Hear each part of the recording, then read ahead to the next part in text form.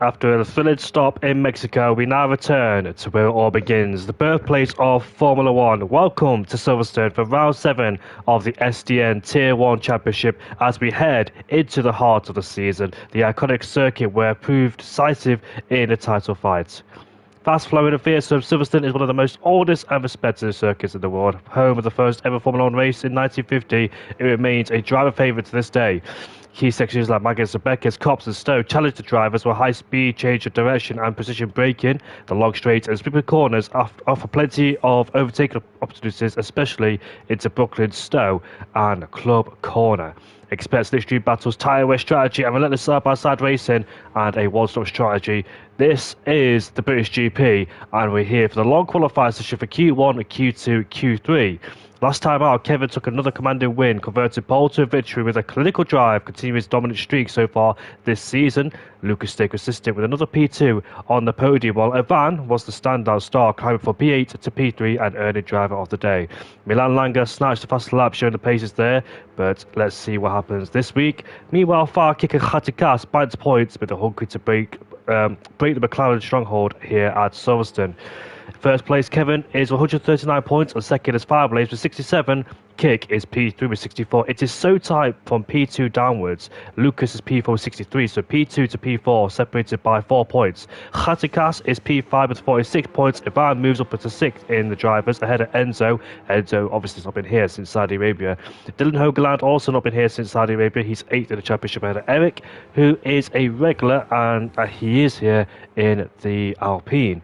And Mel's is currently P10 in the Drivers' Championship. Is at the top 10. Kevin leads now with a staggering 72 points, and the rest of the grid knows time is running out. There's still a long way to go this season, but for him, it's electric. Just 4 points behind between P2 and P4, and multiple drivers are ready to strike. Can anybody finally stop Kevin? He's won 6 straight races and looks unstoppable right now. Gick and Lucas on a level performance, both within striking distance of P2 in the standings. Ivan is rising fast ever since return back to the Belgian Grand Prix, up 3 spots after back-to-back standout performances. And behind them, let's see if anybody can challenge. My name is Jerry Morris, and alongside me tonight is my co-commentator partner. His name is Milan Langer. Welcome, mate. How are you? I'm doing very fine, indeed, so thank you very much, and it's great to be back in the commentary box. Feels a bit weird after driving myself last week in Mexico, but it feels great to be back commentating in SDN this season. And well, what a track to be coming back as a commentator in Silverstone. Such a great, historic, iconic track, and always provides great racing in real life and on the game as well. So I'm looking forward to what we're going to be seeing tonight. Colin in the Haas, he is the first one to start his flying lap. Well, he's already halfway down this lap, going through the Maggotts and Beckett's section of this lap into Chapel, but he runs a little bit wide, but not too wide, which doesn't compromise his exit. And going onto the hanger straight with a 103.5. It says purple right now because he is the first one to do so. Now into Stowe, a very quick right hand. Have to really throw your car in there. He doesn't quite hit the apex there, but hasn't lost too much speed. And down into the final chicane, where you have to be really mindful of those curbs on the inside are quite high as well. It's just a bit of a moment on the exit, and once again losing the traction. And he certainly lost a few times with that. He crosses the line, but goes almost stationary into the path of one of the Mercedes drivers. And in 28.6, of course, will be beaten by probably Octavia in the Aston Martin as he rounds the final corner. His teammate just behind him, but a 27.0 right now is going to be the quickest lap time. But a lot of drivers out on track. A few new names, I think, this season, appearing with Misha in the Alpine, Sacha, I think making his debut as well tonight in the Ferrari. So looking forward to see what they are going to be able to do. But well, great track as always, and yeah, full qualifying session. So 3 sessions today. This session, it's all going to be progressing through to Q2, and only 3 drivers will get knocked out as Leonard goes quickest with 126.480.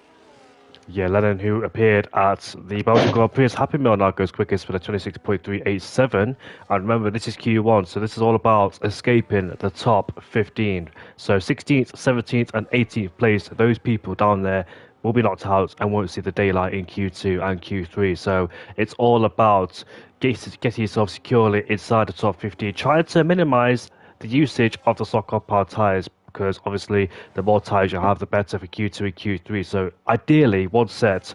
And for those people who struggle with getting to Q2 and Q3, those are the people that will be using more set of soccer powered tyres, and we'll see who has the softs later on. There is no Kevin Zumberg here tonight either, which I just realised. So it looks like somebody could be a new race winner at the British GP. Oh, Mike, but he's on the intermediate powered tyres there. So for 1 second, it looked very bizarre and oddly shaped, but of course, it's on the intermediates. He went flat out, but of course, we don't see many people spinning out flat out those days in cops. I think was it Gabriel Bortoleto who spun there in qualifying or practice this year.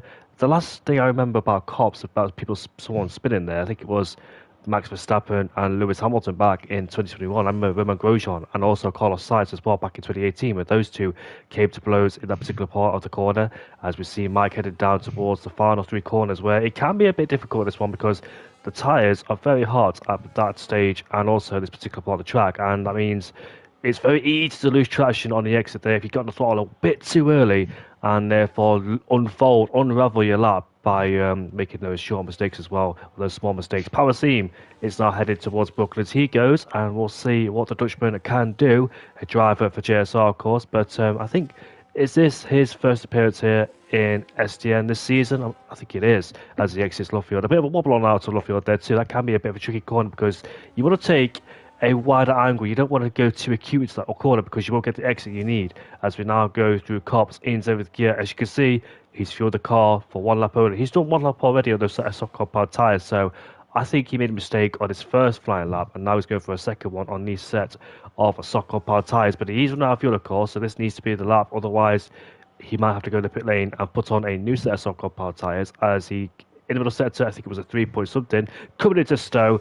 And let's see, then down to the gears we go, back to the throttle, trying to use all the curb on the outside. Yeah, that's a very late call in the pit lane there, but he is in the pit lane, so that's a wasted set of soft powered tyres, unfortunately for him. Tyres up into P4. Yeah, great time from the kick shower, just inside the 26s, but a strange moment there for Power Siemens. Mike is still out there on his intermediate, not sure what he is attempting to do right now. He's in the McLaren, of course, right driver earlier on. But then left due to personal reasons. But we have got a lot of drivers out on track. Geitegaas has just started his flying lap in the Red Bull. Let's see what he's going to be able to do, because we've seen over the past few weeks that he often struggles in first parts of qualifying, and he usually leaves it until the very end to get a lap time in that is good enough to get him through into the next part.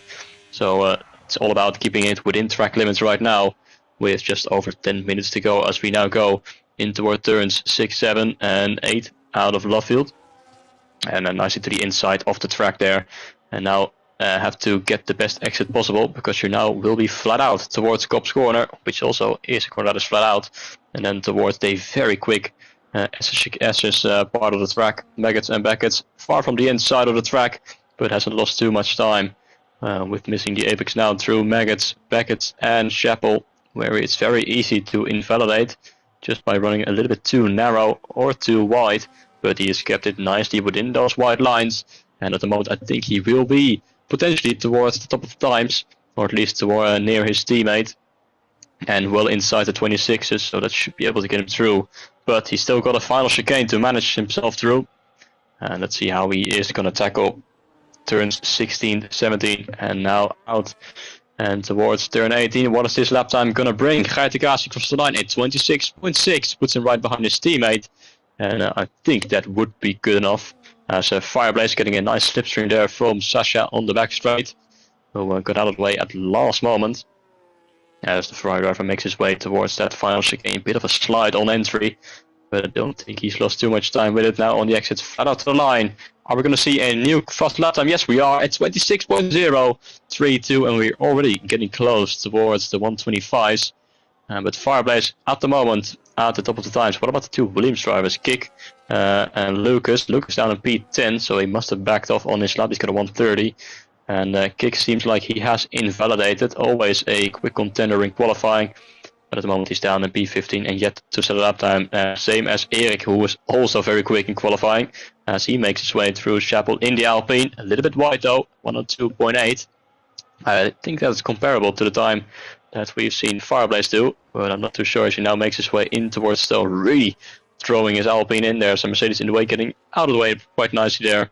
And out towards turn 16 and 17, really narrow to the inside of the track, missing those sausage curbs. And now towards the line, a 26.4 only, but good enough to put him on the second row. But of course, this session, it's all about getting yourself inside the top 15 and making it in towards Q2.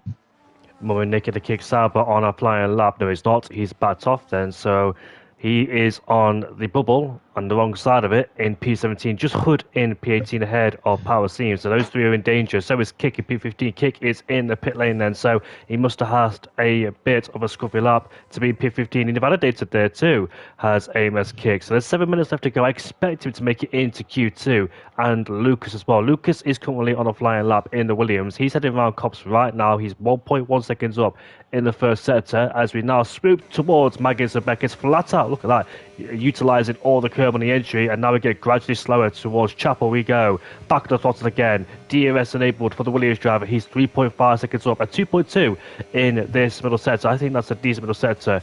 I'm not quite sure. As we now flick our way towards Stowe we go. It's a lift off, a slight dab of the brake, a little bit of understeer, washing him out wide as we make our way now towards the final three quarters. Pick your braking point. It's so easy to get it wrong through here as well if you take too much curve on the entry, avoiding the sausage curve on both corners as we make our way towards line. It could be a 25.6. Wow. And that is pole position for him. What an incredible lap time there for Lucas. He's 4/10 clear of Fireblaze in P2, and Happy Meal as well in P3 still is a standout performance for me as well, as Eric is back in the pit lane. TVHNL has crossed the line to finish a lap. He's currently in P10, is the Mercedes driver. Still the best result he's got so far this season, or last season, was P4 at the Hungarian Grand Prix. He's been doing quite well, to be honest with you, scoring inside the top 10. We know he's a driver who regularly gets knocked out of qualifying and he struggles to make it through Q3, but on some days he can really put it together and get himself in the mix as well. So Octavius did a good job. Tyce's did a good job as well in P8. We know the Kicksabers do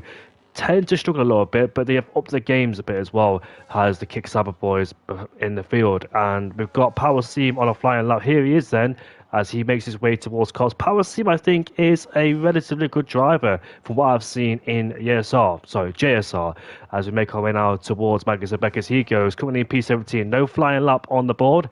Neither has Misha. Misha is a very quick driver too, we've seen in JSR. Kick, do you know what the guys out? The guys who knocked out in qualifiers so far, they're also quick, so I have no idea who is going to get knocked out because the grid is so tightly compact. As now we make our way towards Stowe we go. He reached speeds about 340 kilometers an hour, but unfortunately he has just invalidated at the exit of Stowe, and that pressure is well on his shoulders here tonight, and that is an invalidation once again. There is 5 minutes left to go in this qualifying session for Power Seam, and that's possibly one more lap time. And Mike is finally safe. He's put himself up into P3. Of course, returning this season, there's 2 new people in McLaren, which is Sheepy Gamer and also Mike as well. And Kevin Zumberg was in the chat saying, hi ladies, hello to you too, mate. Hopefully you're doing all right. And Good Games Netherlands is also back in the chat, so welcome to you too. It's been a long time since I've seen you in the chat. When Nick goes up into P9 in the Kickstarter with a 26.753, and he's a few thousands quicker than Sheepy Gamer. So the former Division 2 drivers, for example, Happy Meal, Sheepy Gamer, 2 former championship contenders in Division 2, currently sat in P4 and P8. We've seen some glimpses of hope from Happy Meal so far in the last couple of races this season, but also made mistakes as well, has Happy Meal. But currently P4 in the Mercedes, as Lucas in the Williams P1 and P2, or P1 and Fireblaze P2. Reminds me of the old seasons between Lucas, Fireblaze, and also Kick as well. Kick in 16th place is on a flying lap. Here he is then. We haven't seen his lap unfold, but hopefully it's a good one. We haven't seen his little sector, so I'm not quite sure how this lap is progressing, but this has to be the lap, as Mike has retired in the pit lane, knowing he's safe and no longer needs the risk to go out there and put a lap time in. Here comes Kick. Is it a Williams 1-2? And it is. It's a Williams 1-2 in second place with a 25.836. The last time Williams had a 1-2 was not had a 1-2, but leading 1-2 was 2015 with Felipe Massa and Valtteri Bottas, when they both jumped the Mercedes drivers, but unfortunately had a blunder of a strategy, and neither driver finished on the podium. They finished like 6th or 7th, because I think Sebastian Vettel went up to 3rd place. Hamilton was 1st and Rosberg was 2nd. It was a very good race indeed in 2015 because it was dry, then it turned wet later on, and Hamilton went on to win after they put Rosberg on a bizarre strategy. I dare say Rosberg should have won that race, but Hamilton won it. And we know Hamilton is a nine-time winner here at the British GP as well. His last recent win was the 2024 British GP. He's the most successful driver around here in Silverstone. His first ever win was back in 2008 at the British GP, and that he took it in the wet conditions where Nick Heidfeld finished in P2. And it was a BAR Honda who finished in P3. It wasn't Button because he didn't have a podium in his home Grand Prix. It was Rubens Barrichello, I think, who finished in P3. And Hamilton was a lap ahead of the rest of the guys as well for good measure. This is all coming out of the top of my head, by the way. I'm just trying to... Yeah, this is all coming from memory, Milan. Great memory, I must say. So I couldn't tell you those facts, but in qualifying, the two Williams there are on front row, and the only drivers so far we've seen do a 125. Fireblaze closest to that, but it's 26.0. But those Williams drivers, of course, are very safe. Lucas has retired. I can imagine Kik will do the same, just like Mike and Happy Meal inside the top 5 have overtime. But we're all going out for our final runs, and for Misha and Power Team, it's going to be their only valid runs if they keep it within the white lines. Power Team has started yet another lap, so let's see how he is going to manage. We've seen that he invalidated twice out of Stowe. So let's hope he keeps it within the white lines. But because we know he is quick, he definitely has the pace to get himself into Q3. Let alone Q2, but he just has to keep his Haas between those white lines as he goes towards Cobb's corner, which is flat out as always. McLaren up ahead. Hopefully he won't be much of a roadblock towards the Haas. Now Maggots and Beckett, and now towards Teppel turns 11, 12, 13 and 14 onto the back straight. Might get a bit of a slipstream actually. No, he doesn't, because he gets out of the way. As Kik has now also retired from the session. We got just over 1 minute to go. And what can Misha and Power Team do? Sasha has retired from the session. He's only P15. And with Misha and Power Team out on track, it could be a Q1 elimination for the Ferrari driver, as Power Team is going to come around the final corner. And is this lap time going to be enough? Surely it will be. Yes, it is. A 126.2 puts him inside the top 5. And finally, he gets that lap time on the board. What about Misha, though? Another driver still without a lap time. He makes his way through Cobb's corner in the Alpine. So Sasha now is eliminated from Q1, and Ricaju is also in the drop zone. Colin is on the brink of elimination as well in P15. He will need to improve upon his 27.2, but he is currently improving as well. But Misha is going to make his way towards Stowe. Just happens to keep it in the white lines. Yes, he does. In the Alpine, now towards that final chicane. The flag is going to fall quite soon. Everyone as Mominik, he's out on an outlap and he's just about started in time with just under 10 seconds to go. But Misha is going to cross the line for what will be a 26.4, not the quickest lap, but I'm sure that is going to be enough for him to make it safely through. As Octavia across the line, he goes up inside the top 10, just a few hundredths of a second behind Leonard in P9, who's also finished the same as Fireblaze. But there's a lot of drivers out on track who are going towards that final chicane. Dicey in the Sauber, he's in P14. He needs to improve to get himself safely through to Q2, and he does with a 26.5, P11 for the Kik Sauber. Now, what about Colin in P16 in the drop zone? Can he get himself out of Q1 as he crosses the line? Only P15. And behind him, TVHNL is knocked out in Q1, and that is a bit of a surprise from the man we've seen get through in Q2, sometimes even Q3 this season. So that leaves only Ricaju to try and improve, which means that everyone ahead of Colin will be safe to make it through the next part of qualifying, which is Mominik, who's not improving. Geitenkaas in P12 doesn't need to worry about getting knocked out, but the eyes are on the Aston Martin of Ricaju, currently down in P18. Can he get through into Q2? No, he can't. Misses out by a few hundredths of a second. It's P17, and TVHNL, Ricaju and Sasha are all knocked out in Q1. What a shame for them. I was expecting TVHNL to get through, but unfortunately he couldn't. It's a 27.2 there for him. And Mominik in P14. I'm quite sure if that man is on a lap time or not. He's not. He's making his way towards the line to end this qualified session. Misha made it through up into P7. I'm quite concerned about Geitenkaas up into P12 there. It's not the usual place, but maybe it's Q1, therefore not pushing too hard, and hopefully can get into the groove and find more time later on. But so far, it's a Williams 1-2 from Lucas and Kik. And Kik this season, in my opinion, hasn't really been looking that strong so far as well. So he's still got a lot to prove, has Kik. He's currently P3 in the championship ahead of Lucas, but I don't think Kik has scored a podium yet this season. It's been Lucas who scored the podium. Yeah, he finished with P3, so the Imola Grand Prix, the one I wasn't there. So he has scored a podium this season's Kick, but I think I think it's only been one so far. No, it's been multiple. But I think it's Lucas. I think I get confused between the two. But yeah, similar names. I think Kick was the champion of SDN a couple of seasons ago, and Fireblaze I think is a two-time champion of SDN as well. So we've got champions up there inside the top three. It is Lucas ahead of Kick. Williams 1-2 for the first time since what? The Austrian Grand Prix last season. It's been quite a while since those two have had a 1-2, as they've had a struggle of races. Look at that, top 10 Dutches.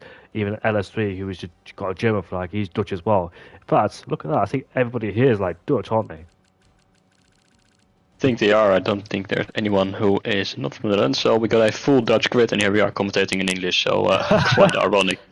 But yeah, that's the end of qualifying. And Colin making it through to Q2. Well done to him in the Haas, just about by a few hundredths of a second.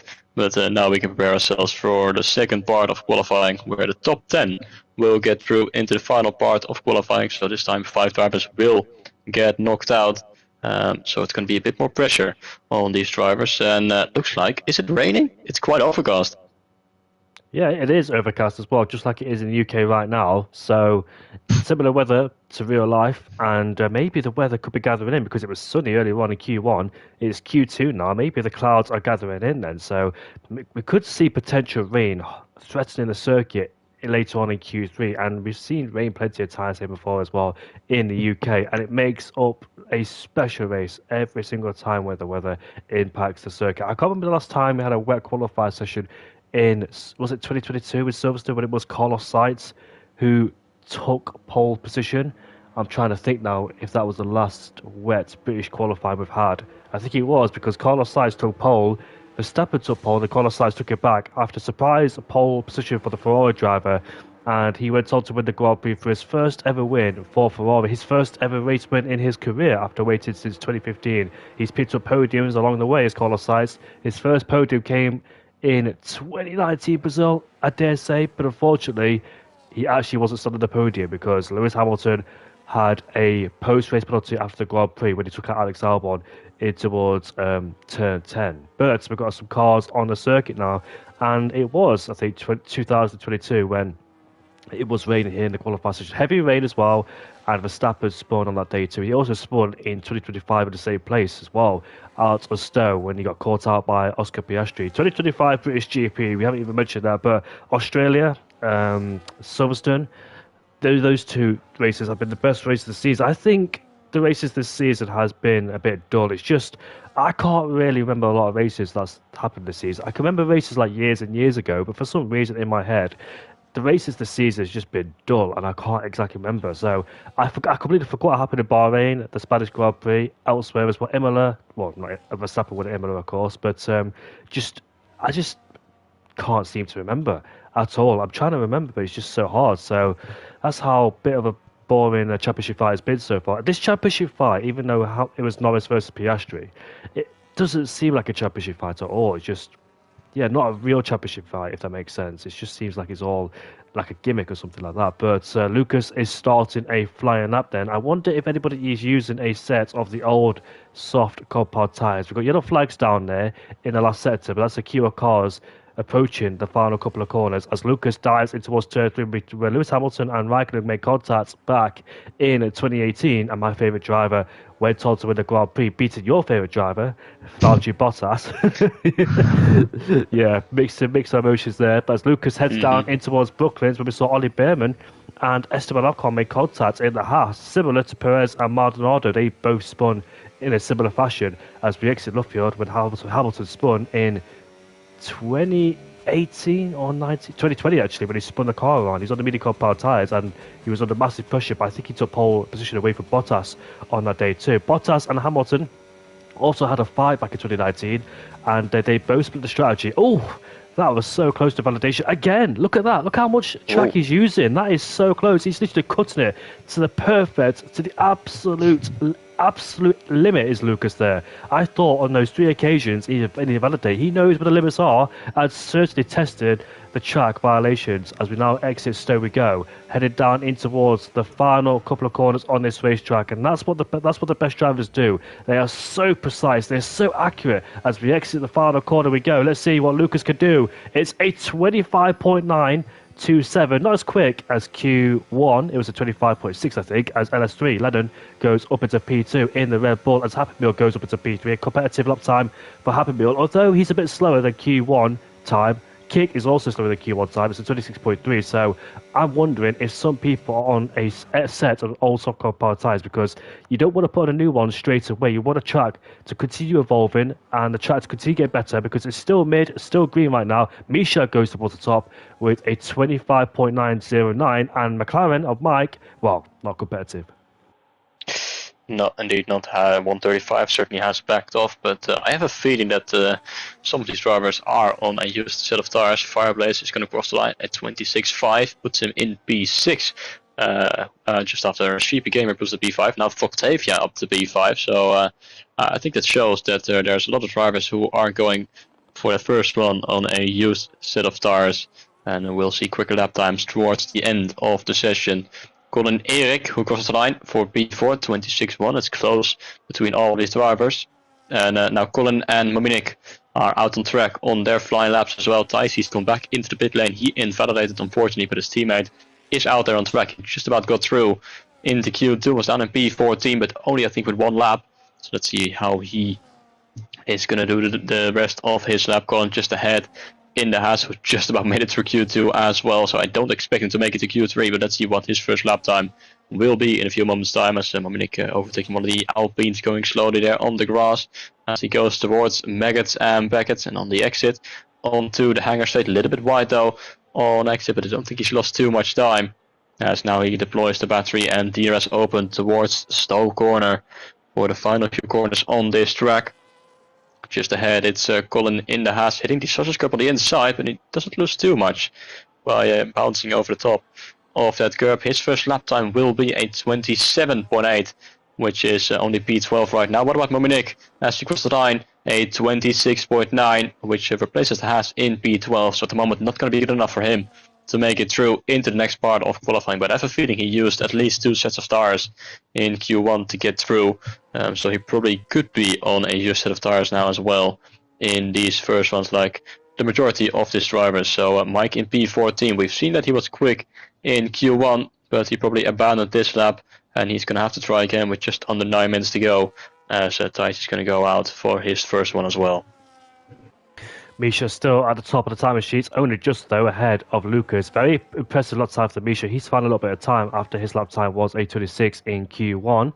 And Tycee, currently down in P15, is currently on an out lap. I wonder at least one Kick Sauber could get through into Q3, because Kick Sauber this season, they've been looking strong so far with a few top 10 appearances this season. Has Tycee or Mominik as well, or the reserve driver. I can't remember which reserve driver it is that also runs for Kick Sauber, which is bad to say, but still scoring some decent points are the 2 Kick Saubers. Relatively close in pace as well, always on the track, but Mominik does make those few mistakes on the track as well himself, where I think Tycee is a little bit more consistent as well. They've had a few P11s and P12 finishers this season, has Mominik and Tycee.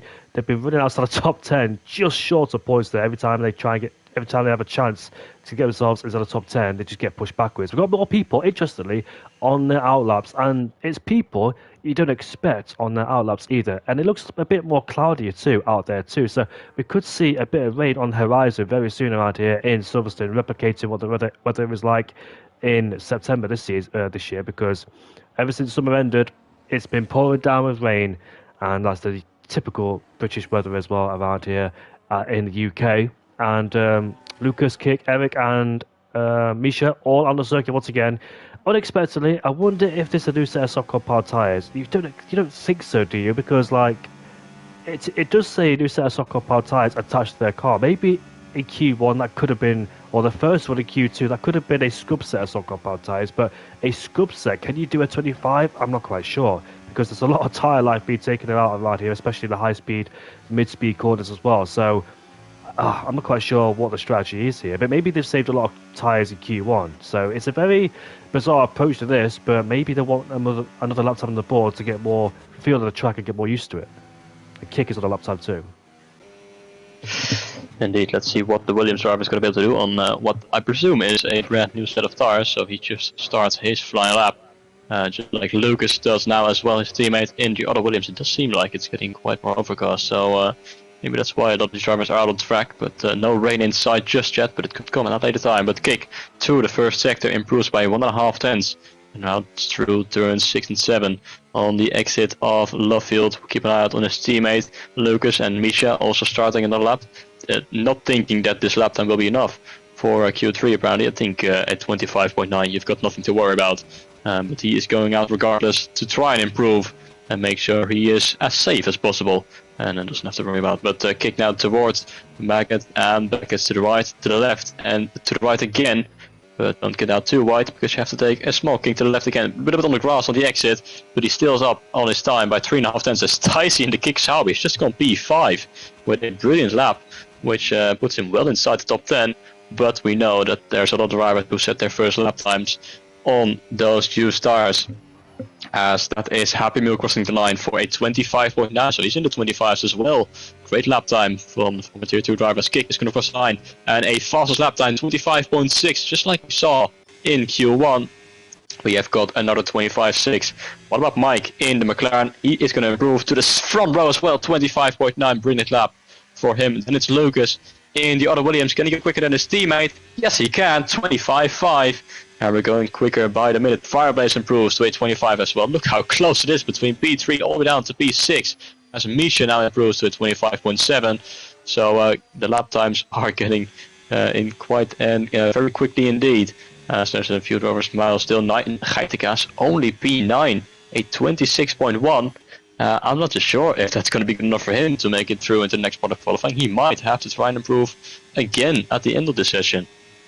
Is indeed, and it is a disadvantage on the pad as well around here in Silverstone, as those pad players don't really like it. As now we're coming towards Chapel we go. Geitekas on the pad, of course. He scored a few podiums this season and still yet to take a win as well. Power Team is down, but Ticey just a few moments ago was up into P5. Now he's down to P10, so he's lost 5 places and almost he's on the periphery of getting knocked out in Q3 as well. So there is 4 minutes left to go, and Kevin Zornberg said that everybody was on the used set of Soccer Pad tyres in the first opening laps, which does make sense, of course, because you don't want to waste a set of Soccer Pad tyres, especially in the early part of qualifying too. As Mummy Nick now makes his way towards Maggis, Beckers and Chapel. I had a quick flick through as well. Mummy Nick's best result this season was P8, and it was true. Both kick Saubers, they are usually in 11th, 12th or 13th, around that area too, just like Oliver Behrman usually is as well. Mike has retired from the session knowing he's safe. As Mummy Nick, a bit of understeer there too. You had to take a lot of steering input. It didn't obey with him as we now make our way towards the final 3 corners on this racetrack. He cuts the inside curb there, but not the right line. As we make our way towards line we go, he's up into P13 and he out-qualifies both Haas drivers. So Colin down to P15, but he is on a lap time, but not enough. He's 1/10 down in middle sector, but can he make it up? As we make our way now towards Vale we go, in towards third gear, just to be nice and patient on the throttle, but it didn't seem like a smooth exit for him. He crosses the line. It's a 27.6. He goes up or stays in P15. So Power Team and Colin down in 14th and 15th there, struggling for pace as they are currently on the back row of the grid in Q2. What's Eric doing? Eric is coming towards Cops right now, and he's currently 2 stars up in the sector. I remember when Mike last race was back in Saudi Arabia, and those two made contact, Eric and Mike, in towards turn 2. They both put each other in the wall, but hopefully they sorted the differences out, because there's a lot of rain is on the circuit. I just saw a splash of rain on my screen, so it is raining. Ooh. And we could see qualifying 3 be affected by the bad weather as the rain has finally arrived here. So people who are on the wrong side of it could be in trouble. Sheepy Gamer, Mum and Nick in 12th or 13th, and Colin, Power Team as well, and Octavia, who's currently never plays. Here goes Eric towards line. What can he do? He goes up. It's a P4. And what a great lap time there for the Dutchman of Eric, who sets a 25.836, and it seems like a very close qualifying lap time so far. The Good Games NL, I'm not quite sure which one that is. Is it Sheepy Gamer or is it Happy Meal? Because he said he's not going to make it to Q3. I'm not quite sure if he's Happy Meal or Sheepy Game. I actually forgot to be honest with you, so apologies about that one. But Happy Meal is currently on an outlap so far, so he feels like he's not safe for the time being. Currently running in P6 ahead of Fireblazes as well by 1300ths of a second. But now this rain is now affecting the circuit. I think the lap times are starting to fall away, and the track is getting greasier too. It is raining out there, so what will Happy Meal do? Will he come in the pit lane at the end of this lap and bail out of it? Because the peak grip of the track now has completely dissipated and gone. And I think that's qualifying done and dusted for the time being. I do find it funny though, Milan, that who's that in front of us cutting the grass? That's the McLaren of Sheepy Gamer. Those two are close friends. I do find it funny though that everybody here is Dutch except me, and it's an English speaking commentary. Yeah, it is quite ironic, but it's the way it is. But yeah, it does seem like the end of qualifying. Sheepy Gamer seems a little bit frustrated with being in P12 and getting knocked out in Q1. He slams into the wall and he's out of qualifying. Well, it was going to be anyway, but that's one way to go out for sure. Power Steam, he is trying to start on a lap, but he quickly finds out that it's actually raining. He's down by 1/10 of a second, and it's a big surprise that Power Steam will be out of qualifying, because he is one of those drivers that we know is quick enough to definitely get himself inside the top 10, but he is down in P14, and I can already tell you that he is not going to be able to improve, as he can't even take Cop's corner flat out, so he's going to lose a bunch of time. He's the only driver at the moment out on track to try and go for an improvement. Everyone else in pit lane, as the flag is about to fall in 16 seconds time. So let's see what is the end of the second sector. Yeah, he's 3/10 down, and he actually needs to improve by 4/10. He's definitely not finding 7/10 in that final sector. So unfortunate there for Power Team, as he's going to start this race down in P14, and joining him in the drop zone is Octavia, Sheepy Gamer as well, who said he wasn't going to make it to Q3. Well, he certainly was right. Mominic in the kick sour is going to be knocked out as well, but his teammate Dicey makes it through into Q10, so at least somewhat of a good result for Kick Sauber, and then the two Haas drivers of Power Team and Colin. Unfortunately, both getting knocked out, getting caught out by the wet weather, but that's the end then of qualifying, with Lucas, Kick, Misha and Eric, Williams and Alpine on top in Q2, but I do wonder, are we going to get a intermediate final part of qualifying? We will see indeed, and it's a complete change in condition as well. And also, with it being wet in Q3, a lot of drivers might struggle too, because they're might not have done the practice and they don't have a feel for it. So Q3, they're going to be on a knife edge, literally. So let's see how they do in towards the qualifying 3 session. They're going to go into an unknown around here, and the drivers who can adapt very quickly and get up to speed also quickly too, knowing when to push the limits and how to push the limits too without overdoing it or spinning the car out. That's the driver that will get themselves up there. So we could have a mix of field, and it is raining for Q3 then, so the rain has appeared for the final parts of qualifying, and the driver's worst nightmare too. They've only got about 10 minutes or 12 minutes of Q3, and they're going to have to try and find the limit as much as they can. And let's see which driver does it. We could have a complete surprise pole position, because both Williams, they've been looking very strong so far this season. But who can adapt to the wet? Who is good in the wet conditions? And to be honest with you, I actually don't know who is good in the wet conditions either. So we're about to find out what happens as the drivers come on the circuit then. And I think drivers will have, I think that's why people going out again and again and again, because they've had new set of soft compound tyres. In fact, it's softs then, so not inters. People have gone on the soft compound tyres in this part of qualifying, so maybe we're on the edge of being, I think we're in the middle. What's the word? We're in the middle, cross point. Crossover between the inters and the soft compound tyres. So I think we're on that, and I'm not sure which tyre is the best to go on right now.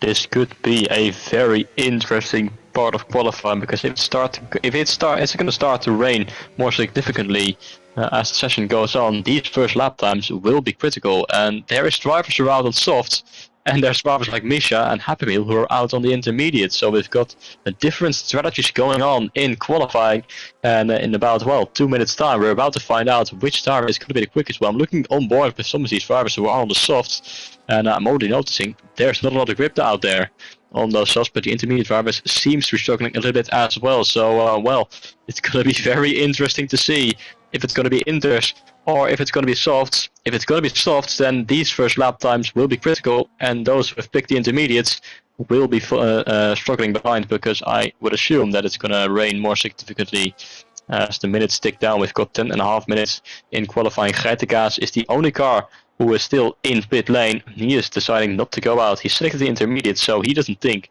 that the slicks are worth to try out. But there's a lot of drivers out there who are doing that. Erik is the first one in the Alpine. He will be the first one to attempt to start a flying lap. And right behind him is the Williams of Lucas. He's on the softs, his teammate is on the intermediate. So both Williams drivers going for a different strategy. And so are both Alpines of Erik and Misha. But Erik starts his first flying lap. And he almost loses it through turn 1 already, with the back end wanting to step out in these slippery conditions. On the entry of turn 2, the back end once again completely behind. Big tank slappers on the exit of turn 2 and 3 as well. Now on the exit of turn 5, can he put the power down quickly enough? Does he have the DRS? That's the question. He does, actually. So that usually does mean it's still on a crossover point. But it's definitely not going to be intermediates outright. 29.4 in the first sector. I want to see what the intermediate drivers are doing at the end of the first sector. Misha is the next one to cross the line, to cross that sector time. In the other Alpine, let's see what he is doing. 29.3. There's barely any difference between the inters and the slicks, so that is going to be very interesting. Now through Cop's corner, won't be able to take it flat out for sure. Has to lift off a little bit there. And now towards Magans and Beckett again, always tricky in qualifying, and especially when it's conditions like this. But he's kept it on track quite nicely indeed. Now on the exit of Japan onto the hangar straight, DRS open once again. And it looks to be a clean lap so far, apart from those first 2 corners where he really lost the back end. But now going into Stowe at the end of his first flying lap time.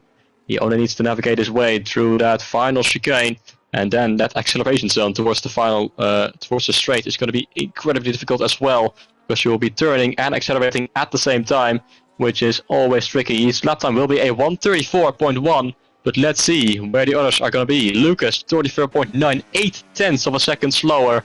And then it's Leonard in the Red Bull who goes in between the two of them. Then it's the Tyson who has invalidated. What about Misha on the intermediates? Misses out by 8/10 as well. Happy Meal misses out on the intermediates. It's been a brilliant lap, in fact, from Erik. And at the moment, nobody is able to beat his lap time. Fireblaze going back in the pit lane on those softs. What about Kick? One of the other drivers on the intermediates. Is he going to be able to beat the likes of Erik, or will he be slower, just like Happy Meal and Misha were? Well, I think he will be, as he is going to cross the line for a 34.1. He gets close, but not quite close enough. And Erik remains the quickest driver, despite being on the softs, but the 3 drivers behind him are all on the intermediates. Quite bizarre to see that first, second place, soft and inter, separated by 600ths of a second. Hatakas did a 29.3, similar to Erik in the first set, and Misha too. But like Misha did, he went wide in the first set, in towards Brooklyn as he went, so lost a bit of time towards Brooklyn. Erik, however, made a massive mistake in towards turn 3, so I thought that lap time was completely ruined. But it's like 2014 qualifying as well, when that was impacted by the wear. Lewis Hamilton backed off, started down in 6th place, but still won the Grand Prix. But it was damp, wet conditions, but still good enough for the soft compound tyres. I think Rosberg took pole position ahead of Jenson Button and Kevin Magnussen on that day too. So they had to keep going on soft compound tyres despite being in wet conditions. And in the middle sector, it's a 9.1. That's a bit slower because I think Erik did an 8.2 in the middle sector. So Hatagas is like almost a second off the best lap time too, as he left it too late because the track is getting more slippery and more wet. So therefore, the peak grip is gone as we head down towards the final 3 corners. He did stay in the pit lane longer in comparison towards other people. So was that a strategy blunder there for Hatagas as he now makes his way out of the 3 corners? He goes, it's going to be a 35.2. So he's a second off. And unfortunately, he starts in P7, and DRS has been disabled, which tells you that it is now into conditions. So Erik could have done an absolute blinder on the soft compound tyres, and he's on pole position. We could see the end of qualifying prematurely very quickly too. Happy Meal starts at P3, and he said that he wouldn't make it through Q3. Now he's in P3, so that's a very good start there. And both Williams drivers too. Well, Lucas, who was setting the time sheets alive in the first and second qualifying, now down to P6 then, as Happy Meal's still going, but I think he's down the first sector by a few tenths of a second too. So I think a few drivers could still potentially get up to where Hatakas is. So maybe the 5 of P7 could be on, because 3 drivers haven't set lap time just yet. So those 3 drivers are going to be wanting P7 and P8 to try and get themselves up the order. The 2 teammates, or 2 former teammates, are Mike and Fireblaze are currently out there so far. One's in the McLaren and the other one's in the Ferrari. Those two work well together. They were close friends back in the Ferrari and always working well together, always give each other a turn on the slipstream, but they're both in different teams because Kevin Zundberg is not here tonight and Mike is filling his place. And also, Ivan is not here either, so he is the other Ferrari driver, but unfortunately he's not here either. I don't think Fireblaze has a teammate, I don't think, in this in this session, or in the race, sorry, as Happy Meal dives into the pit lane then, and that's his qualifying, I think, done. He knows he's safe. It's down to Mike Tyson and Fireblaze to fight it out for P8, I think. It is indeed, but Fireblaze does have a teammate, actually. It's Sasha, but he was knocked out in Q1, so I think that's why you forgot about that, but no worries. But there's a surprise to see a lot of drivers out there, because we saw Happy Meal unable to improve. He's down by like 5 tenths after the second sector, but there's still a lot of drivers out on track trying to go for their lap times. There's 4.5 minutes to go. Mike and Fireblaze on their laps, but what an absolute gamble it was from Erik, and what a blinder of a lap he put on, a 34.1, just beating Kick by 600ths of a second, separating inters and slicks. That's absolutely insanity here in qualifying, but it might actually be a little bit of an anticlimactic ending to qualifying, because Fireblaze is doing in 29.8 in the first sector. He's just, well, I think that's over a second slower, or a few tenths at least, slower than the ones we've seen. Happy Meal has retired from the session. He knows he's not going to be able to improve. Mike is at the end of his flying lap. Let's see where he is going to be in the deciding place of P8, 9 and 10. Or if he could potentially get ahead of Geitenkaas, who set a low 35, but I think the track conditions have gotten worse, and I don't think he's going to be able to beat that. No, he definitely isn't. He crosses the line for a 36.1, but now the eyes are on Fireblaze. Can he beat Mike, his former teammate? That is the question. He starts in P8, Dicey in the Kick Sauber. He is starting his flying lap as well, but I don't think he's going to be able to get any further than P10. But still, a Q3 is a very good result for him and the Kick Sauber team. It opens the opportunity to score some points tonight. So we see Erik also unable to improve, 2 tenths down with Fireblaze out of the final corner. Can he beat Mike, or will he be starting P9 at best? He's going to cross the line, a 36.1, 2 thousandths of a second separating these two drivers. Well, they were teammates before, of course, but they are very closely matched, and unfortunately he misses out by 2 thousandths of a second. What a difference between these two, as Tyson on his lap. Erik has backed off. They won't improve. Kick won't be as well to the first sector, 4 tenths down. Michel won't be improving. Leonard won't be improving. Nobody is going to be able to improve. So Tyson will wait and see until he crosses the line to finish his flying lap, and I think that might actually be the end of qualifying. Unfortunately, Geitenkaas in P7. Not too bad, because it's going to be a lot of DRS trains in the race as well. Except if it rains, we don't know what the weather's going to be like in the race, as the Sauber makes his way into the final corner. Probably going to be a behind Fireblaze and Mike. Yes, he will be a 36.8, which puts him in P10. He stays in P10, but it looks like Erik has secured himself pole position with that first lap at the beginning of the session. The first driver out there set pole and kept it clean despite making mistakes down into turn 3. Once he made a mistake, he slid through the corner as he outbroke himself and locked the rears up. But still, pole position for Erik, and that time was good enough to put him into P1. So, Misha, P4, great effort from him. LS3, Lennon up into P5. He has always had a good qualifying session too and good pace, but he started back at the Belgian Grand Prix. Geitenkaas up into P7 too. He was on the bubble in Q1 and Q2, but started P7 with a 35.2. And we got Happy Meal, the standout qualifier for me, in P3. What an absolute flying lap there from Happy Meal. He'll be so happy as well because he didn't think that he'd make it through Q3. Now he's in P3, so that's a valiant effort there too. I really hope that the drivers can retire the pit lane, because I want to get racing around here. The 26 lap race around here in Silverstone, it should be an epic one as well, and we'll see what happens. But Erik, can he convert this pole into a win? I don't think he's had a win yet this season, or even a podium, because he used to be very competitive. Well, he's still competitive, but last season he was very competitive. He was always in the mix, always on the hunt, getting a few podiums too. I don't think he got a win. I think he did back in Monza last season, but I can't remember. I think he did get a win last season, but it must have been a long time ago. But for sure, this season, he hasn't even picked up a podium yet. So let's hope he can at least get a podium for his comeback as well after a few bad races in the last couple of races too. So at least he's back on pole and a good statement to make around here. And remember that contact as well back at the Saudi Arabian Grand Prix to himself on Mike. I think that's the last time we saw him race, but he has been away for quite a while as the young Dutchman, and it's a full-blown top 10 Dutch lineup as well. I think every single driver, the top 18, every single driver here is Dutch. So it's a full Dutch grid. My co-commentator is Dutch, and I'm the outsider. I'm the English one here, unfortunately.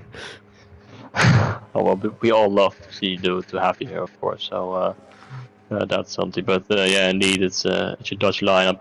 You don't always see. Sometimes there's a Belgian or a German or whatever. But tonight we're going full Dutch around a British track. So at least that's something you have. It's your home race. So well, that's something. Dicey is he's on a lap, but he's not improving through the first track, and he won't be for the remainder of the lap. We're just gonna wait until he finishes his lap time, as he can quite actually cut quite a bit through Maggots and Beckett's, as he doesn't even get any validation there through the first two corners there. It's surprising to see, as he's actually improving by 6,000 of a second. So I spoke too soon. Maybe he can find an improvement in that final sector and could potentially get himself from P10 all the way up to P10 as he makes his way out of stun. No, he can't. He unfortunately invalidates, and he's going to pull back into the pit lane as well. So, well, that is the end then of qualifying. Erik and Kik, two AMS boys on the front row, separated by a few hundredths of a second, and then 4/10 behind is Happy Meal with a very impressive qualifying. Misha in P4, Leonard, Lucas, Geitenkaas 5th, 6th and 7th, Mike in P8 on his return, Fireblaze down in P9 on a race where he needs to get as many points as he can to even have the slightest of chances of putting up any fight against Kevin in the championship, who's not racing tonight. And Dicey in the Kicksauber does start inside the top 10. Let's see if he's going to be able to get any points tonight. But qualifying is over, and now we get to prepare ourselves for the 26 lap race around the Silverstone circuit. Fun fact, we will have a new winner in this Grand Prix, guaranteed, because the two winners this season are here. Dylan Hogeland, who is in PSGL F2, and Kevin Zumberg, also PSGL F1. I can't remember which division he's in. That's bad for me because I should know. But the two drivers who won the season haven't been here, so the door is open for any single driver to get their first win of the season while Kevin's not here. So everybody needs to take advantage. While it's an open goal really to get your first win, but who is going to get that? It could be Kik, it could be anybody inside the top 10. It could be a surprise winner for all we know. But we'll see what happens then. And it's Erik on pole position for the first time this season with a staggering lap time of 34.1. His first attempt was good enough. He was the first driver out there, and he definitely made the most of the conditions. Whilst on the crossover point between the dries and the inters, but it got wetter, and too wet, unfortunately. They had to go to the intermediate compound tyres. Had to cast lifted too late by staying in the pit lane. But P7 is still a valiant effort despite making his appearance way too late on the circuit. It is dry out there so far. I'm not quite sure how the grip conditions are, but unfortunately I won't have Milan with me for the whole race. He has to go about 8:45 in Dutch time, I think. Did I say that right? 8:45? Your time? Yeah, that's correct. And well, what will be around 15 minutes time, I unfortunately have to leave because I have to host somewhere else. But I'll make the most of these opening few laps. Always probably the most entertaining laps of the race, but it seems dry right now, but we still got that threat of rain hanging in the air because those clouds are getting quite dark. So who knows if we might get some rain later on in this race. But if it doesn't, then it's going to be an interesting race either way, because tire wear I think is quite significant around it, but I think you can get away with a one stop. Definitely not on the reverse layout. The tire wear around that track is absolutely insane how much tire wear you've got there. But at the moment we see everyone out there on meters. Here we go already for the start of the race. 4, 5 lights.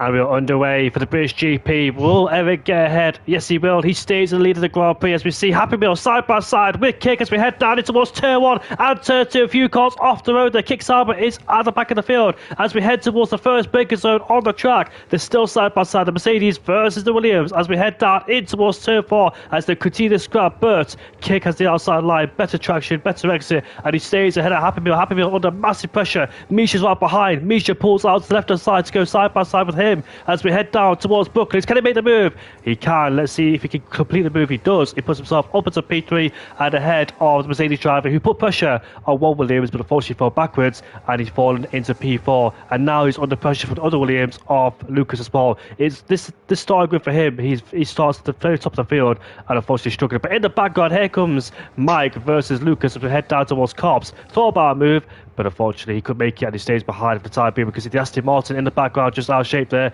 as they foul through Maggots and Beck as we go. As we can see a few cars rise to the back of each other too. Happy Meal still putting pressure on Misha in front of him. He's 2 tenths behind, but it's Eric who still leads the Grand Prix. He got a perfect launch off the line and Kick couldn't capitalise. He stayed behind, but here comes the Williams driver up the inside in towards Bucklands. Is it? No, it's not. It's too far back to make that sort of lunge going down in towards Stowe. Oh, contact with the Ferrari and the Aston Martin there too as the midfield continues to scrap away. So a lot of changes, a lot of places the midfield being changed around. Sheepy Gamer side by side with Lennon as he forced him on the outside there towards the final corner, and Misha is right behind Eric as we see, or Kick, sorry, as we see him through turn 1 and turn 2. When he make a move down in towards turn 3, he's thinking about it. He goes alongside, he goes up the inside, and let's see, can he make it stick? There's a bit of wheel bagging there between the two as we head down. It's all, look at that Kick late to the brakes there, but Misha switcheroo has the DRS and has the better exit and gets ahead, puts himself up into P2. So does Kick, has the DRS too, but unfortunately could not stay in P2. That's a very aggressive approach there